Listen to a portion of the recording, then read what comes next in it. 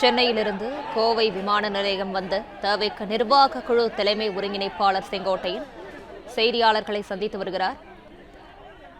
அந்த நேரலை காட்சிகளை தற்போது காணலாம்.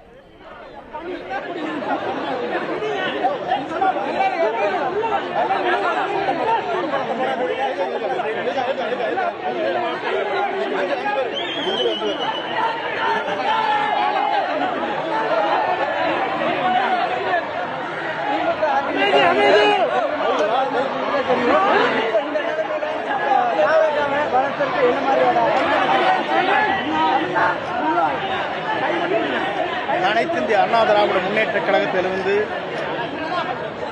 புரட்சித் தலைவர் வழியில்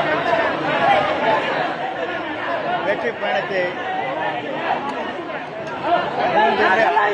3 முறை ஆட்சி கட்டளை அமர்ந்தார்கள். அவர் என்னை அடையாளம் காட்டினார்.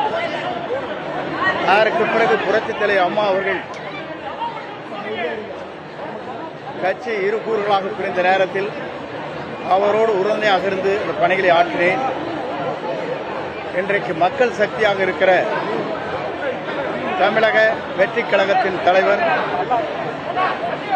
நாளைய தமிழகத்தின் முதலமைச்சர், அவருடைய சக்தி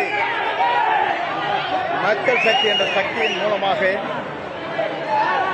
அவருக்கு எவ்வளவு தடைகள் வந்தாலும் மக்கள் என்ற சக்தியின் மூலமாக 2026 அவர் தமிழ்நாட்டுடைய முதலமைச்சராக ஆகுவதை மக்களே முழு மனதோடு ஏற்றுக்கொண்டு மக்கள் சக்தியாக பிரதிபலித்து அவர் முதலமைச்சராக அரியணையிலே அமருவார்கள்.